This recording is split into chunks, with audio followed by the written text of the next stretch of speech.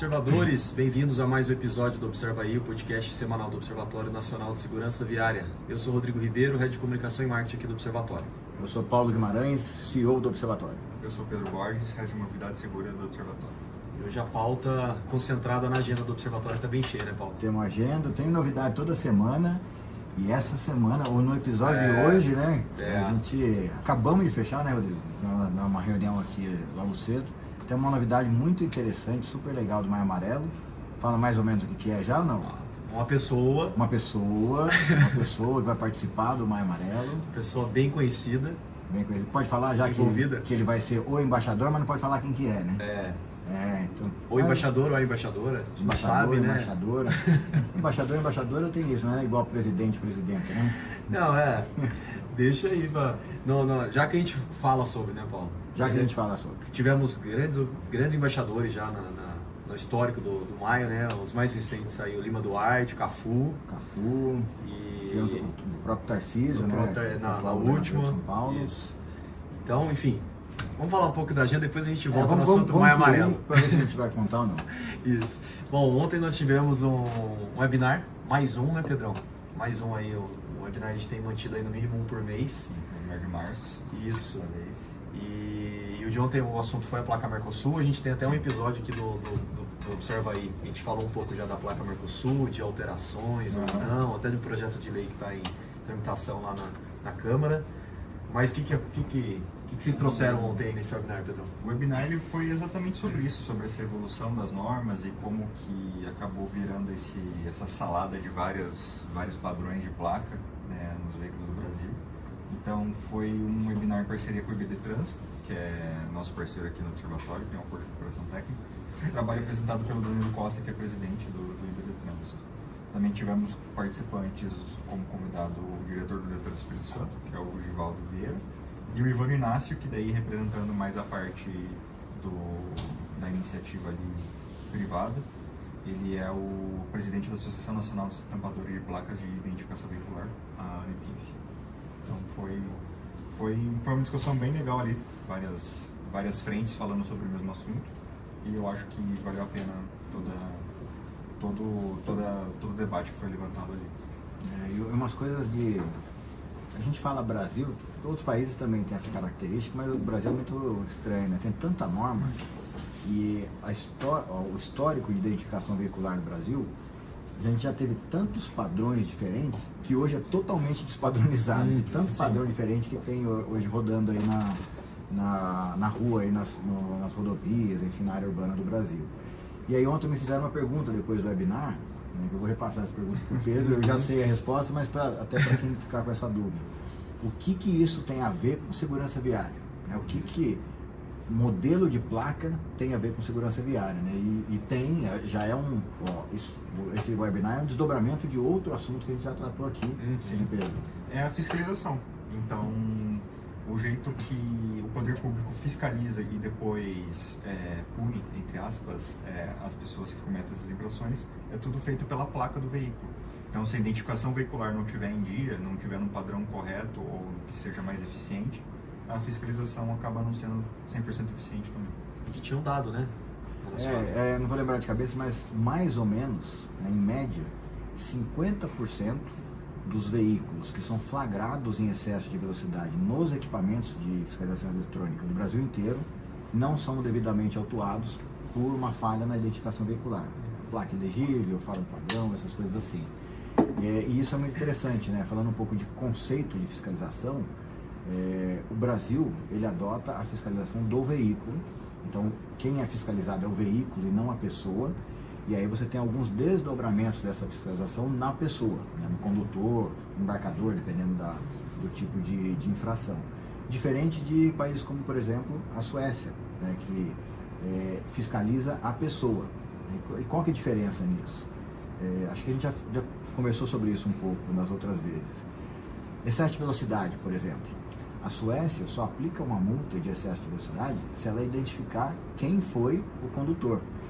Então, assim, aqui a gente tem milhões de infrações de excesso de velocidade. Lá eles têm bem pouquinho, né? Porque já estão num outro nível de maturidade de segurança viária. Então, para eles têm recursos, têm cultura suficiente para poder ir atrás do cara. Então o que acontece? Passou no radar, eles vão fazer um processo de investigação para descobrir quem estava dirigindo aquele veículo, para ir lá e aplicar uma multa no cara, e muitas vezes, dependendo da infração, o valor dessa multa tem a ver com a renda da pessoa. Então, é um conceito diferente de fiscalização. Aqui a gente ainda precisa evoluir muito para chegar nesse ponto, porque hoje a gente fiscaliza o veículo, e hoje a gente tem uma coisa no Brasil que era para ser boa, mas tem um efeito contrário que gera impunidade. Deixando de lado um pouquinho a questão da identificação veicular, mas, por exemplo, o condutor não identificado hoje, ele gera uma multa NIC, que é uma multa administrativa por não indicação do condutor. Quando isso acontece? Quando você tem veículos no nome de pessoa jurídica. Então, tem lá na frota, a prefeitura, por exemplo, tem um carro que está no nome da prefeitura. O proprietário desse veículo é uma pessoa jurídica. Então, a pessoa jurídica não tem habilitação para receber a pontuação. A lógica da pontuação no código foi para poder democratizar a punição. Então, independente se você tem dinheiro ou não para pagar a multa, você recebe os pontos, atingiu uma determinada pontuação, você tem o seu direito de dirigir suspenso. Essa lógica é muito legal. Só que o que acontece? Tem muito veículo em nome de pessoa jurídica. Quando não é identificado, né, não é indicado para quem vai aquela pontuação, é gerada uma outra multa chamada multa NIC. Só que para as pessoas que são mais abastadas, né, que tem mais dinheiro, tanto faz. Né? O cara tem uma Ferrari, se ele vai pagar 15 mil reais ou 20 mil reais de multa, para ele tanto faz. Então ainda temos, né, como a fiscalização é no veículo e não na pessoa, a gente ainda tem esse efeito de impunidade para aquelas classes mais superiores do ponto de vista econômico da sociedade. Então a gente tem muito que evoluir, acho que a gente está no caminho, mas o webinar foi para falar um pouco disso, né, desse desdobramento, essa estatística desses 50% de veículos que não são autuados, veio de um relatório da Advocacia Geral da União, que provocou um questionamento em todos os estados, e aí no processo investigativo a gente foi chegando a essas conclusões e aí se desdobrou nesse webinar.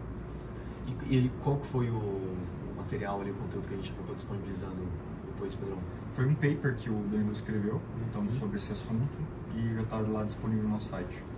Beleza, então os interessados conseguem assistir ainda pós webinar, está no nosso site, na página do YouTube do Observatório, ela tem todas as informações, vocês conseguem baixar também esse documento que o Danilo elaborou. Isso. Semana que vem, Paulo, temos duas agendas aí importantes. Começou o maio. Começou o maio, agora a agenda vai ficar mais cheia ainda.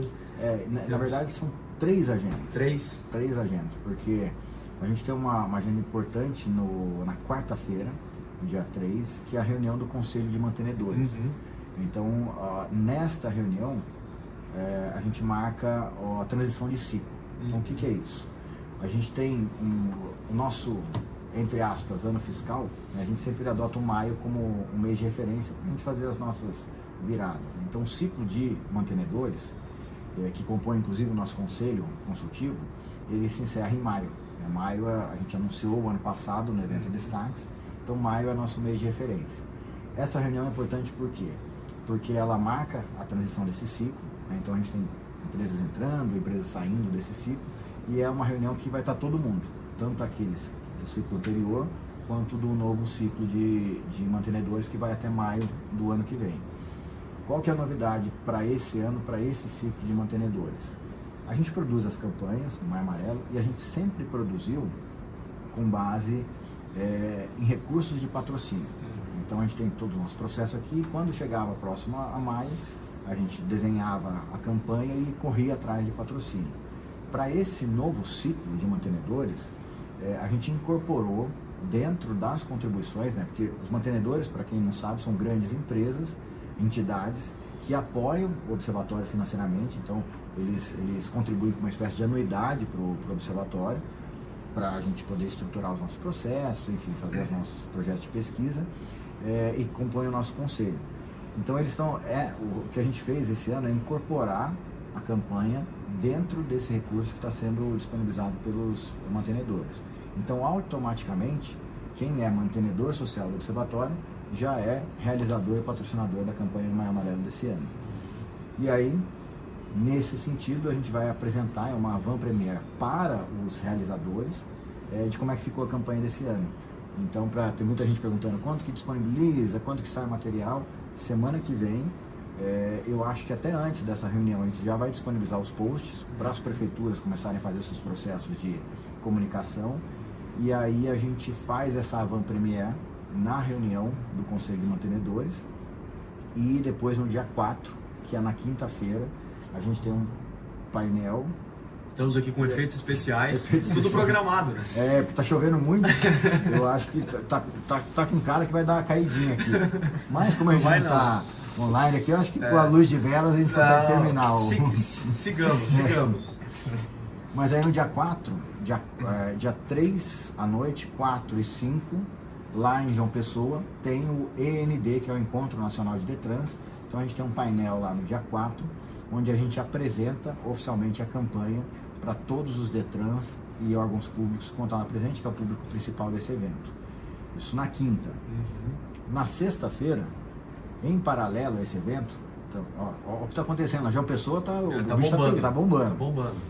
Dia 2, 3 e 4, em João Pessoa, encontro do Focotran, Fórum Nacional de CETRANS.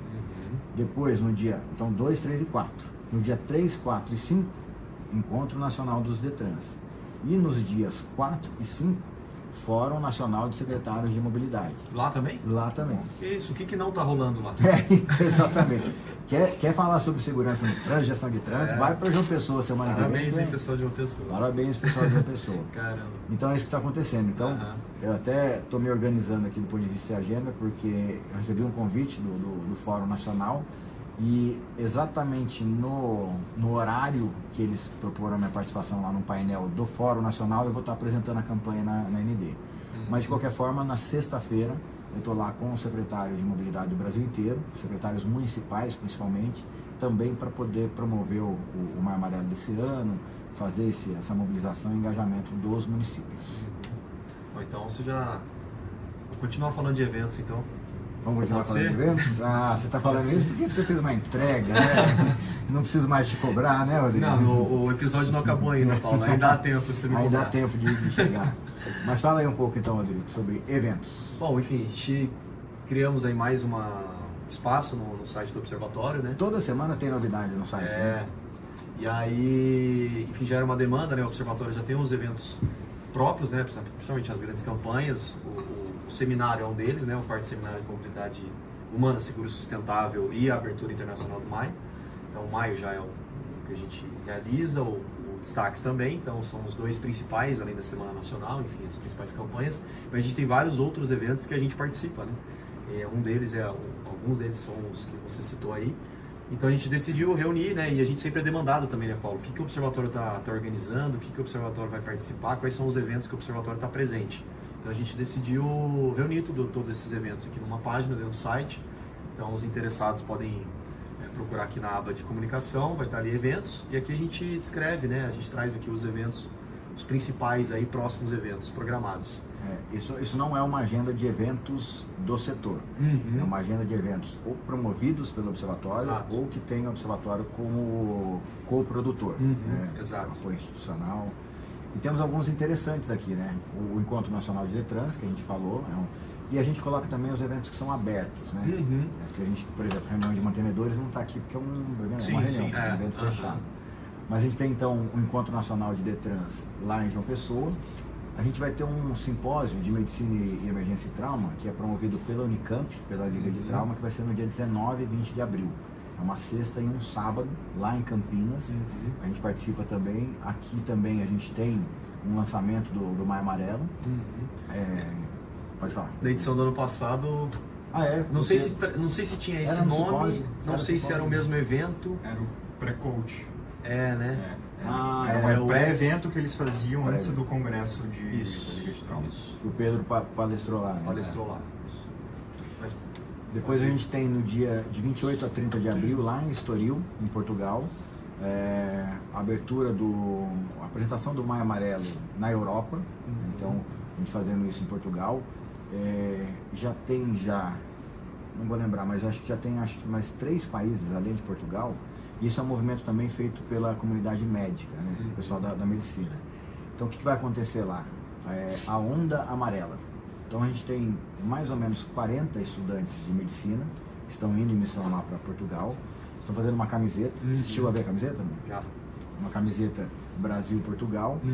Então a ideia é que no momento lá do evento a gente faça aí uma mobilização, uma reflexão, uma campanha, e depois esses alunos ficam mais alguns dias em Portugal.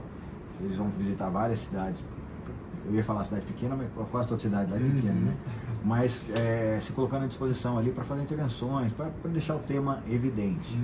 E aí ontem o Dr. Gustavo Fraga, que é um dos grandes mobilizadores, principalmente na parte internacional do movimento, ele me passou que tem mais 3 países, que eu não vou lembrar agora quais são, que também estão fazendo a camiseta. Olha só. Brasil e o país, lá no... Mesmo modelo de camiseta? Mesmo modelo, igualzinho. Legal. Então isso vai acontecer lá em abril. A gente tem a cerimônia de abertura do Maio Amarelo, que vai acontecer no dia 2 de maio, lá em Brasília, lá no Ministério dos Transportes. Também é um evento que ele é um evento aberto mediante inscrição, para você participar presencial, mas eles sempre transmitem pela internet, então no canal do Ministério. A gente tem o nosso seminário, que é de abertura, né, para nós, né, é o seminário do Observatório de Abertura do Maio Amarelo Internacional, acontecendo lá em Foz do Iguaçu. Esse a gente considera como o principal evento, porque é o nosso. A gente tem um fórum de segurança pública, defesa civil e trânsito, que vai acontecer em Curitiba também, esse aqui, Pedro? Não sei. Vamos ver.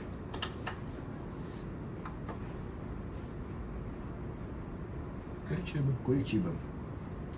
Depois precisa arrumar essa imagenzinha aqui. Mas é também um fórum que a gente está participando lá, está ajudando eles a organizarem. Tem algumas pessoas. Mauro Gil vai representando o Observatório, Mauro Gil, cofundador e membro do Conselho do Observatório. Então a gente está... Como é que eu volto aqui mesmo, Pedro? Tá, peraí que eu tirei sarro do Rodrigo, que a gente sabe mexer. Viu só? Deus castiga, pero não abalo. Você está gastando o seu espanhol ultimamente. Aproveitando a internacionalização do Maia, né? A gente tem... Depois na sequência, e é por isso que o Mauro Gil, a gente está se dividindo. O Mauro Gil vai representando o Observatório no Fórum Nacional de Segurança Pública, e eu vou representando o Observatório. Pedro deve ir comigo também no workshop Vias Seguras, que vai acontecer lá em Brasília. Esse workshop é promovido pela ANTT e tem como parceiros na cocriação a ABSEV, a BCE. A ABSEV é a Associação Brasileira de Empresas de Serviços Viários, né? A BCR, que é a Associação das Concessionárias de Rodovias, a ANTF, que é a Associação Nacional de Transporte Ferroviário, e o Observatório, né? Somos as entidades co-criadoras desse evento. Então vai acontecer lá dia 15 e 16 de maio em Brasília, na sede da NTT. Temos a Yellow Run, né, que é uma corrida também promovida em parceria com o Observatório, que vai acontecer... A gente tinha uma previsão de 4 edições no mês de maio, já tem uma confirmada, já fechada, tudo viabilizado, que é em Campo Largo. Campo Largo é do lado de Curitiba também, né? Que atende a região metropolitana de Curitiba. Então essa corrida acontecendo também em alusão ao maio. E o encerramento nossas atividades do Maio Amarelo, que acontece no dia 13 e 14, na verdade no dia 14 de junho, né? Mas dia 13 e 14 vai acontecer o Parque da Mobilidade Urbana em São Paulo, e aí no dia 14, né, o encerramento do Parque da Mobilidade Urbana vai ser o evento Destaques Maio Amarelo. Também é um evento que o Observatório entra como co-criador. E aí, quiser saber mais, né, entra aqui, dependendo do grau de atualização. Isso, a gente vai atualizando aqui diariamente, conforme forem, né, tendo as atualizações aí de cada evento, a gente atualiza aí também. Então é isso, nossa paginazinha de eventos. De eventos, tá pronto. Para não perder o costume que a gente tem sempre trazido, hoje a gente não vamos mostrar aqui as peças do laço desse mês, até porque de abril, até porque Já foi todo, de né? março, até porque já foram todos, né? Acho que hoje é um mês que deu 5 episódios aqui, se não me engano, do Observa Aí. Mas vale destacar aqui, a gente tem sempre trazido, além de uma peça, né, da semana, vamos dizer assim, as empresas e instituições que ou renovaram, ou aderiram. Então, a dessa semana, um agradecimento aí à Prefeitura de Blumenau, né, que renovou aí a adesão ao laço. E eles, inclusive, o Paulo até gravou um vídeo para eles essa semana, eles já estão se mobilizando lá para o maio, né, Paulo? Eu acho que foi isso, né? Foi uma reunião já com vários... Eles montaram uma comissão do Maio Amarelo, lá em Blumenau. Algumas cidades estão adotando esse procedimento e é muito legal, né? A gente falou aqui na semana passada sobre como hoje o governo federal, por meio da Senator, enxerga o Maio Amarelo. Foi um ofício muito legal que foi mandado aí para todos os órgãos e tal. E aí eles estão trabalhando nesse sentido. Acho que uma coisa interessante também que a gente acabou não falando de agenda, é a agenda que passou essa semana. Essa semana a gente teve uma reunião da CT-PENAT, que é a Câmara Temática de Gestão do Penatrans. E foi muito interessante porque dali a gente tirou alguns apontamentos, né, alguns apontamentos feitos pelo Pedro, inclusive, porque no final do ano passado foi publicada a Resolução 1004, que revisou, né, e republicou o Penatrans. Então trouxe alguns conceitos diferentes, e um conceito que foi muito legal, que foi trazido pela nova resolução, foi deixar mais evidente a participação dos municípios, né? Isso casa com o trabalho que a gente tinha feito na virada de 2022 para 2023, o Pedro é um dos autores, daquele livro que fala sobre o papel dos municípios no Penatrans. Só que o que aconteceu? Você tem a publicação da resolução e você tem os anexos, né, que detalham as metas, os indicadores e tal. E no anexo saíram alguns probleminhas, né, problemas, posso falar problemas, né, eu não gosto muito dessa palavra, parece um pouco agressiva, mas tem coisa errada lá. Então tem coisa que é só um ponto de atenção, por exemplo, não tem uma transparência sobre a metodologia que foi utilizada para a definição dos indicadores. O que é isso, na verdade?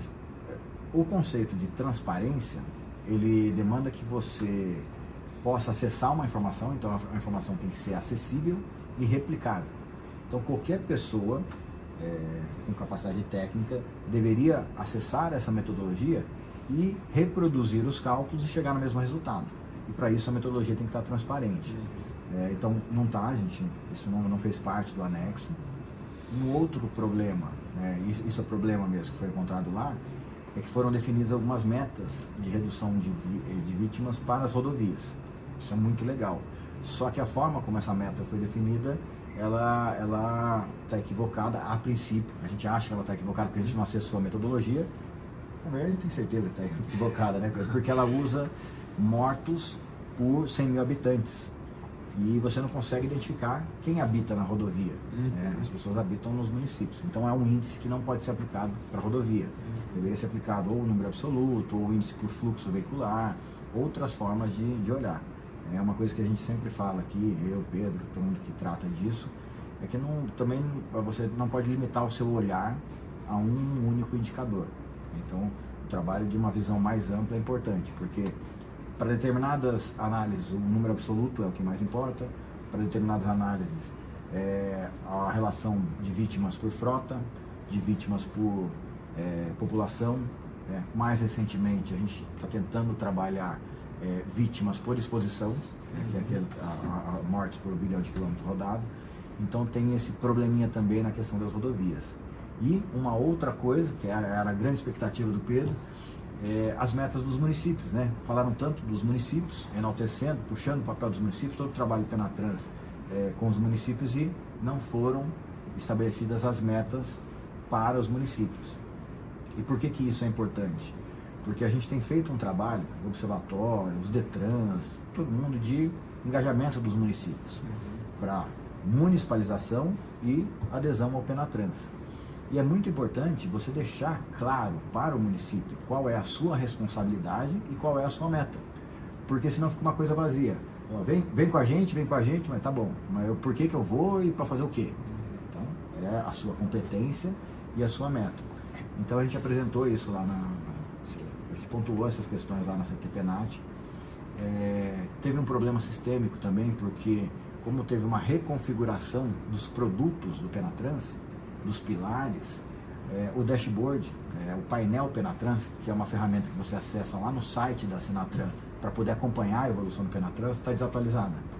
Então isso está gerando um problema sistêmico, tanto para consulta quanto para inserção dos dados.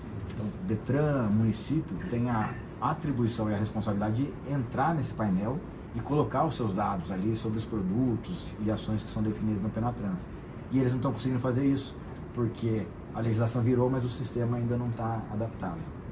Então a gente pontuou isso lá para a coordenação da Penatrans, da CTPNAT. A Marcela Lais, ela foi para outro ministério, e agora quem assumiu é a Camila, que a Camila já fazia parte da CTPNAT, ela é vinculada à Senatran. Então a gente fez esses apontamentos e a Camila entendeu e gostou, inclusive, dessa disponibilidade do observatório de contribuir para revisar esse anexo. Então, é um desdobramento que a gente vai ter. E outra coisa que a gente discutiu bastante lá, a gente tem como metas de ações do Penatrans, no Penatrans da CTPNAT, o seminário internacional. A gente já fez 2 no ano passado, retrasado. Então esse seminário ele vai ser feito mais uma vez, provavelmente em outubro ou novembro. Então, o Seminário Internacional de Segurança Viária, promovido pela CTPNAT, é uma atribuição nossa lá. Então a gente começou a fazer essa discussão, mas uma das coisas que a gente saiu lá é que vai ter o seminário. Então muita discussão, ano político, ano eleitoral, restrições e tal, mas como uma meta definida em lei, ela vai ser cumprida.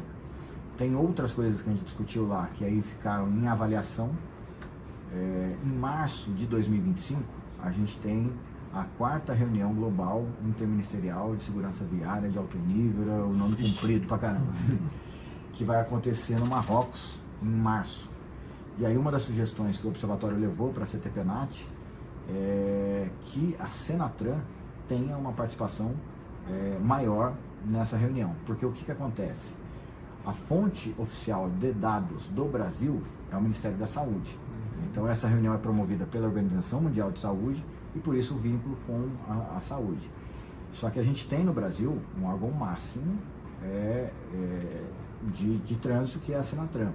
Então a minha sugestão lá para a Camila é que a gente use talvez um calendário que está previsto no Penatrans de fazer reuniões regionais de acompanhamento do plano e uma conferência, além do seminário, teriam reuniões regionais e uma conferência. E que a gente pudesse de alguma forma construir um raciocínio nas reuniões regionais para que a gente consolide isso numa eventual conferência, para que a gente tenha um elemento adicional que o Brasil possa levar para a reunião global, que não venha só do ponto de vista de atendimento às vítimas, enfim, dos indicadores relacionados a vítimas, mas também de gestão e ações. Então isso foi uma coisa muito legal também que aconteceu lá na CTPNAT. Beleza. E vamos falar dica e curiosidade antes do embaixador? Quer falar do embaixador antes? Você que sabe. Não vamos falar da dica e curiosidade, né? Então vai. Eu tô sem dicas. Sem dica. E aí? Devendo. Ô Paulo, cadê o... Hoje eu também tô meio... vocês também? Pô, o que aconteceu? Tá difícil, é feriado. Mas o que eu trouxe, na verdade, é uma curiosidade que algumas pessoas já ouviram falar, mas de como surgiu o movimento Maio Amarelo, né? Como que surgiu. E é uma história engraçada, porque o Ramalho conta, né? O Ramalho que foi que deu esse start, que surgiu com a ideia do Maio Amarelo, é o criador do movimento Maio Amarelo, mas ele fez isso, ele conta que ele estava voltando de algum compromisso aí, enfim, desceu em Viracopos, lá no aeroporto de Viracopos, e o avião que ele veio estava rosa, e aí todo lugar que ele olhava no aeroporto estava rosa, e as pessoas com lacinho rosa e tal, e ele falou assim, o negócio foi tão disseminado, né, ele faz essa brincadeira, que até a hora que eu vi tudo isso, até eu dei uma palpada mas porque é um negócio assim, todo mundo hoje conhece o Outubro Rosa e o Maio Amarelo, consequentemente, mas surgiu daí.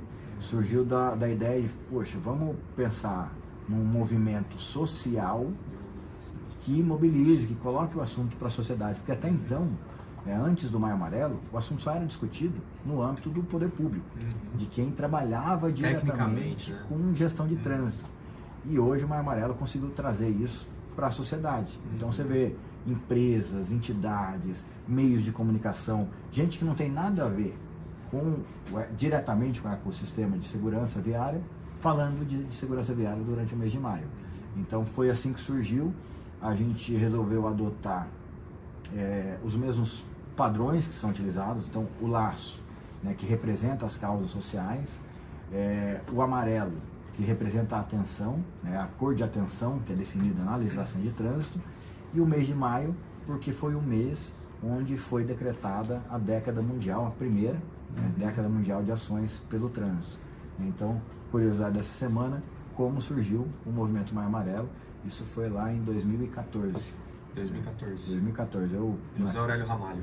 José Aurélio Ramalho. Imagina o Ramalho inquieto dentro assim no aeroporto. Não, você imagina. Vendo tudo rosa. O que é isso? Como é que esses caras conseguem? Ninguém fala de trânsito.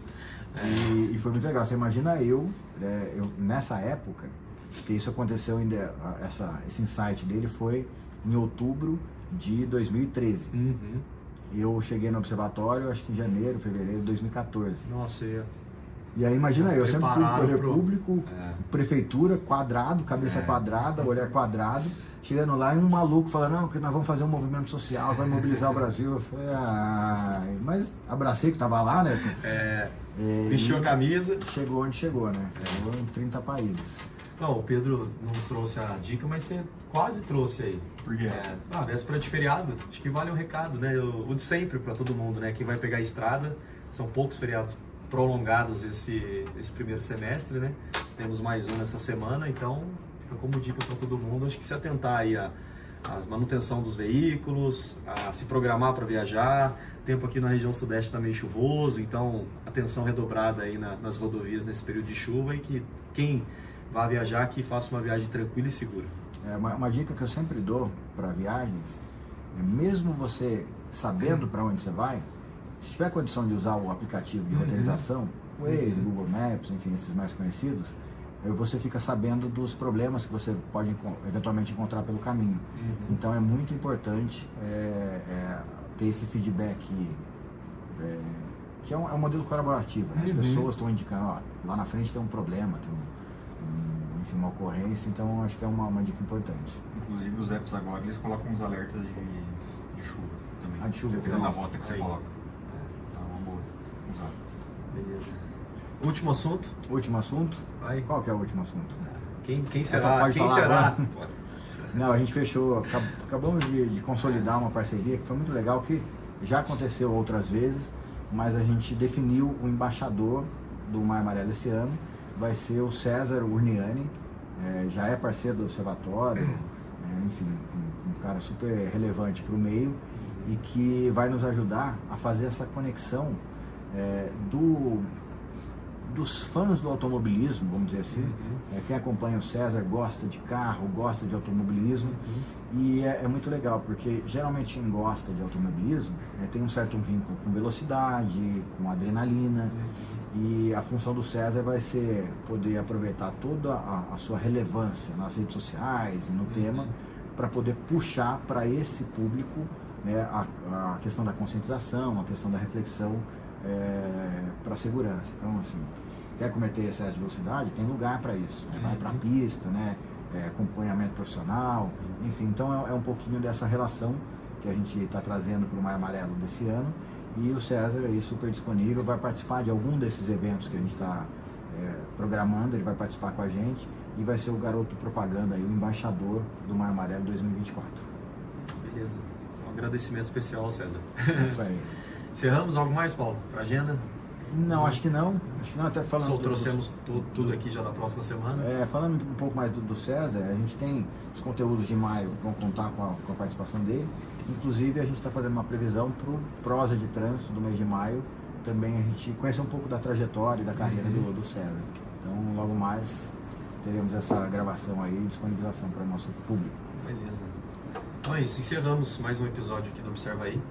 Eu gostaria de agradecer a toda a nossa rede de mantenedores, ao Abraciclo, Anfávia, CNT Senat ITL, Sistema Transporte, Gol Plus, Gringo, iFood, Ipiranga, Mobilidade Estadão, Raizen, Uber, Veloy Vibra, aos 594, 91, os mais de 590 observadores e observadoras certificados, a todas as prefeituras, empresas e entidades Laço Amarelo, aos que aderiram ao Eduque, a todas as instituições que mantêm cooperações técnicas aqui com o Observatório. Valeu, pessoal, até o próximo episódio. Valeu, pessoal, até a próxima. Tchau, galera.